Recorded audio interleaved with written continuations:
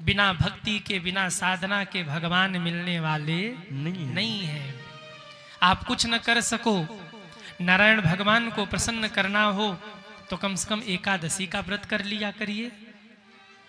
आप में से कितने लोग हैं जो एकादशी का व्रत करते हैं? वाह, बहुत सारे भक्त हैं। एकादशी व्रत सभी व्रतों में सर्वश्रेष्ठ है। अगर आप कोई व्रत नहीं कर पा रहे तो कम से कम एकादशी का व्रत आप जरूर किया करिए। जो एकादशी का व्रत रखते हैं ना, नारायण भगवान की कृपा उनके ऊपर सदैव बनी रहती है। इसलिए कोई व्रत न करो पर एकादशी का व्रत आप जरूर करिए। अभी आगे एकादशी आ रही है। फाल्गुन मास के कृष्ण पक्ष में पड़ने वाली एकादशी को विजया एकादशी कहते हैं। जो लोग एकादशी का व्रत रखते हैं ध्यान से सुन लीजिए, 5 मिनट मैं एकादशी की भी महिमा का गान करूं। अभी जो एकादशी आ रही है ना, वो विजया एकादशी है। कब है विजया एकादशी? विजया एकादशी का आरंभ 12 फरवरी को दोपहर के 12:22 पर आरंभ हो रहा है और एकादशी 13 फरवरी को दोपहर के 2:25 तक रहने वाली है। उदया तिथि में एकादशी का स्पर्श 13 फरवरी को हो रहा है। इसलिए इस बार विजया एकादशी का व्रत 13 फरवरी को ही मनाया जाएगा, क्योंकि उदया तिथि में 13 तारीख को एकादशी स्पर्श कर रही है। तो जो लोग भी एकादशी का व्रत करते हैं ना, वो 13 फरवरी को एकादशी का व्रत करेंगे। पारण कब करना है? 14 फरवरी को सुबह के 7 बजे से सुबह के 9:14 के बीच में, यानी 7 बजे से 9:14 के लगभग 2 घंटे 14 मिनट का समय है। इस बीच में आपको एकादशी के व्रत का पारण करना है। तो जो एकादशी का व्रत रखते हैं वो ध्यान से सुन लीजिए, 13 तारीख को आप व्रत रखेंगे और 14 को एकादशी का पारण 7 बजे से लेकर 9:14 के बीच में सुबह करना है।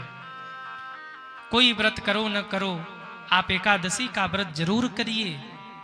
जो लोग एकादशी का व्रत करते हैं भगवान नारायण उन पर बिना किसी कारण ही करुणा कृपा करते रहते हैं, उनकी कृपा बरसती रहती है। और ये जो एकादशी है ना सामने, ये विजया एकादशी है। इसकी महिमा ये है कि इसी विजया एकादशी के बल पर भगवान राम ने भी रावण पर विजय प्राप्त कर लिया। इस विजया एकादशी की इतनी महिमा है सज्जनों। जो भी विजया एकादशी का व्रत करते हैं, ये विजया एकादशी हर प्रकार के भय को, बाधा को, पराजय को, सबको समाप्त कर करके जीव को विजय की ओर ले जाती हैं एकादशी मैया, और अंत में भगवान के चरणों तक भी पहुंचा देती हैं। जो लोग शत्रु से परेशान हैं उन लोगों को चाहिए कि वो विजया एकादशी का व्रत जरूर करें। जो लोग जिनको शत्रु परेशान कर रहे हो, सच्ची निष्ठा से विजया एकादशी का व्रत करिए। अब इसका मतलब ये नहीं कि शत्रु के नाश के लिए ही आप विजया एकादशी का व्रत करने लग जाओ। हाँ, एक जगह एक बहू ने आके कहा, गुरुदेव हम शत्रु से बड़े परेशान हैं, हम हमारे दुश्मनों से बड़े परेशान हैं। हमने कहा कौन है आपका दुश्मन? तो बहू ने कहा हमारी सास। कौन है दुश्मन? सास। तो कहीं ऐसा ना संकल्प ले लेना कि हमारी सास हमारे बस में हो जाए, या कोई सास हो बहू से परेशान हो तो कह दे हमारी बहू हमारे बस में हो जाए, हम इसलिए विजया एकादशी कर रहे। पर ठीक है, कोई बात नहीं, सद्बुद्धि सबको होनी चाहिए। विजया एकादशी का व्रत आप अवश्य करिए सज्जनों। मुकदमे से, रोग से, ऋण से, भय से मुक्ति प्रदान करती हैं एकादशी मैया। ये विजया एकादशी इतनी महत्वपूर्ण है सज्जनों। कार्य सिद्धि में बाधा हो रही हो तो विजया एकादशी का व्रत अवश्य करिए। इस व्रत के करने से असफलता दूर होती है, शत्रु पराजित होते हैं और विजय श्री का आशीर्वाद एकादशी मैया प्रदान करती हैं। नाम ये विजया एकादशी, जिसको करने से आपके जीवन में विजय की प्राप्ति होगी सज्जनों। और विजय की प्राप्ति तो होगी ही होगी, साथ में नारायण भगवान की कृपा भी बरसेगी आपके ऊपर। जो लोग भी एकादशी का व्रत करते हैं ना, उन्हें बिना मांगे ही सब कुछ प्राप्त हो जाता है। अब जो यहाँ एकादशी का व्रत कंटिन्यू कर रहे, जो एकादशी का व्रत रखते हो, आप उनसे पूछ के देखिए, बिना मांगे ही बहुत कुछ प्राप्त हो जाता है जो सच्ची निष्ठा से एकादशी का व्रत करते हैं। इस लोक की कोई ऐसी संपदा नहीं है, कोई ऐसा सुख नहीं है जो एकादशी मैया प्रदान न करे। यह लोक और परलोक दोनों लोकों को सवार करके भगवान नारायण के चरणों तक पहुंचा देती हैं एकादशी मैया सज्जनों। एकादशी का व्रत रखिए। और अगर आप एकादशी का व्रत नहीं रख पा रहे हैं तो कम से कम एकादशी को आप, मान लीजिए एकादशी का व्रत आप नहीं रख पा रहे तो अन्न खाइए, लेकिन अन्न भी अगर खा रहे हैं तो उसमें आप चावल मत खाइए। वैसे तो एकादशी को अन्न खाना ही नहीं चाहिए, लेकिन फिर भी अगर मन न माने कि भाई हम व्रत रह ही नहीं सकते तो फिर ठीक है, आप भोजन करिए, परंतु कम से कम चावल मत खाइए। आप में से कितने लोग हैं जिनके घर एकादशी के दिन चावल नहीं बनता? वो हाथ उठाएं। वाह। जिनको जानकारी न हो मैं बता दूं, एकादशी के दिन कभी भी अपने घर में चावल मत बनाइए। चावल से बनी हुई कोई भी वस्तु आप मत खाइए। माताओं से भी निवेदन, एकादशी आ जाए तो दशमी से ही घर में चावल बंद कर दीजिए। दशमी के शाम से ही, दशमी और 11 2 दिन घर में चावल बंद रखिए। एकादशी को चावल नहीं खाना चाहिए, पर द्वादशी को चावल जरूर खाना चाहिए। द्वादशी को बिना चावल खाए एकादशी की पूर्ति नहीं होती, इसलिए दशमी को शाम के समय चावल मत खाइए, या हो सके तो दशमी के सुबह से ही मत खाइए, और 11 को भी मत खाइए, पर द्वादशी को थोड़ा चावल जरूर खाइए। ऐसा कहा जाता है कि एकादशी के दिन सारे पाप आके चावल में बैठ जाते हैं, और जब आप चावल खाते हैं तो सारे पाप चावल के माध्यम से होते हुए आपके भीतर चले जाते हैं।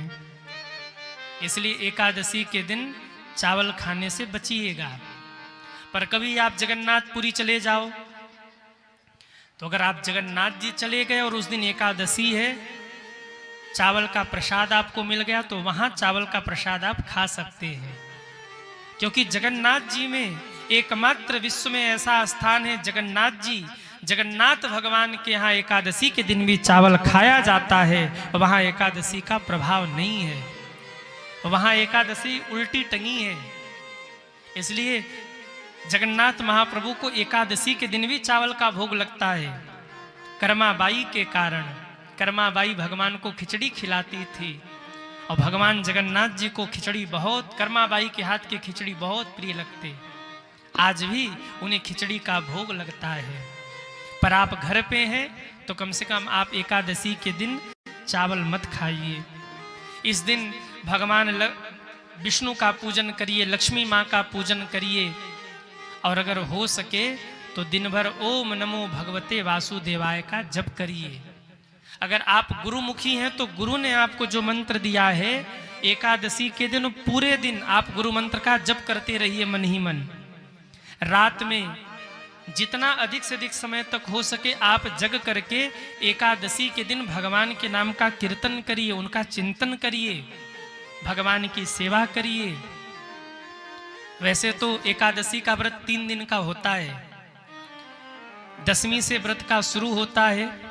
दशमी के शाम थोड़ा भोजन कम करना चाहिए या तो नहीं ही करना चाहिए, और एकादशी के दिन पूरे दिन भोजन नहीं, और फिर द्वादशी के दिन पारण करके ही भोजन लेना चाहिए। भूख लगे तो आप फलाहार ले सकते हैं, पर फलाहार में भी आप बाहर से बनी हुई वस्तुओं का ज़्यादा सेवन मत करिएगा, क्योंकि बाहर से जो वस्तुएं बनकर के मिलती उसमें कई बार मिलावट भी होती है। इसलिए अपने घर में आप आलू पका लीजिए, दूध ले लीजिए, सेव ले लीजिए, हाँ, कुट्टू का आटा ले लीजिए, बहुत मन करे तो सिंघाड़े का थोड़ा सा हलवा बना लीजिए। पर इसका मतलब यही नहीं कि एकादशी के दिन बढ़िया लिस्ट ही लगा लो आप कि महाराज जी ने कहा है कि खा लेना चाहिए, तो बस अब लिस्ट लग जाए कि 2 दर्जन केला, 2 किलो सेव, 2 लीटर दूध, आधा किलो कुट्टू का आटा, आधा किलो सिंघाड़ा, इससे अच्छा तो भोजन ही कर लो। तो भैया थोड़ा सा जितना हो सके प्रयास करिए कि थोड़ा कम से कम पा करके आप एकादशी का व्रत करिए। और बहुत उत्तम है अगर आप दूध और फल लेकर एकादशी का व्रत करते हैं तो ये बहुत ही उत्तम माना जाता है। और एक सावधानी और आप लोग रखा करिए एकादशी के व्रत में, अगर आप एकादशी का व्रत रखते हैं तो पूरे दिन भर किसी को कोई अपशब्द मत बोला करिए, क्योंकि एकादशी के व्रत में साक्षात नारायण भगवान की कृपा आपके ऊपर है। अगर आपने किसी को अपशब्द बोल दिया तो उसे लग जाएगा। इसलिए व्रत तो आप हैं, पर इस चीज का ध्यान रखिए कि दिन भर किसी को अपशब्द मत बोलिए, दिन भर किसी को लड़ाई मत करिए, किसी से झगड़ा मत करिए। जो लोग घर में भी झगड़ा करते हैं ना, चलो ठीक है 14-14 दिन तक आप खूब झगड़ा करिए, पर जब जब एकादशी आए तो बीच में 1-1 दिन का नागा दे दिया करिए कि आज झगड़ा नहीं करेंगे, आज हम व्रत है, आज इसी बहाने घर के झगड़े दंगे बंद रहेंगे। कितने लोग हैं जो घर में झगड़ा करते हैं? हाथ उठाए। अरे मत उठाना, मत उठाना, हाँ मत उठाना, नहीं तो भाई पड़ोसी अड़ोसी देखेंगे, कहेंगे कि ये झगड़ा करते घर में। लेकिन एकादशी के दिन कम से कम आप झगड़े से, विवाद से बच कर रहिए। ये एकादशी मैया हम लोगों के ऊपर कृपा कर रही हैं। बहुत कुछ मिलेगा अगर आप सच्ची निष्ठा से एकादशी का व्रत कर रहे हैं। मेरी बात को आप लिख लेना, ज्यादा नहीं, केवल 2 साल तक सच्ची निष्ठा के साथ आप एकादशी का व्रत कर लीजिए, आपको एकादशी मैया बहुत कुछ प्रदान कर देंगे, बिना मांगे बहुत कुछ मिल जाएगा। पर कंटिन्यू आप करना शुरू करिए। 2 एकादशी होती है महीने में, शुक्ल पक्ष की एकादशी और कृष्ण पक्ष की एकादशी। दोनों एकादशियों को रखना शुरू करिए। कई लोग कहते हैं कि हम शुक्ल पक्ष की रखते हैं, कृष्ण पक्ष की एकादशी नहीं रखते। ऐसा नहीं होना चाहिए। दोनों पक्ष की एकादशी समान है। आप दोनों पक्ष की एकादशी का व्रत रखिए। जितना हो सके एकादशी के दिन सात्विकता का ध्यान रखिए, पवित्रता का ध्यान रखिए, भगवान के नाम का जप करिए, कीर्तन करिए, भगवान का स्मरण करिए। एकादशी मैया आपके ऊपर कृपा करेंगी। याद रखिएगा, जो लोग भी अपने जीवन में एकादशी का व्रत करते हैं ना, उनके जीवन में उनको यमराज कभी छू ही नहीं सकते। अगर आप अपने जीवन में एकादशी व्रत करते हैं और जीवन के आखिरी क्षण में यमराज आपको स्पर्श भी नहीं कर सकते, आएंगे ही नहीं लेने। जो एकादशी का व्रत करते हैं उनको लेने के लिए नारायण भगवान के दूत आते हैं। इसलिए भैया यमदूतों से बचना है तो एकादशी का व्रत करिए। तो 13 तारीख को आप सभी को एकादशी का व्रत रखना है और 14 तारीख को एकादशी का आप पारण करेंगे। एकादशी मैया आप सभी के ऊपर खूब खूब कृपा करे। बोलिए एकादशी मैया की जय हो, नारायण भगवान की जय हो।